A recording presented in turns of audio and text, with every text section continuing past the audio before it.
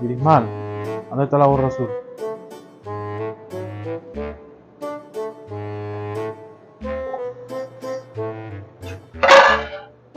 Grismal, necesito el pantalón negro.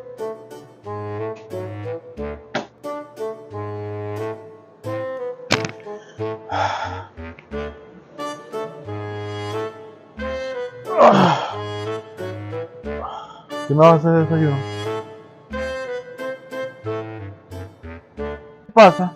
No me pasa nada. Ay, ¿cómo que te tiene que pasar algo? No me pasa nada.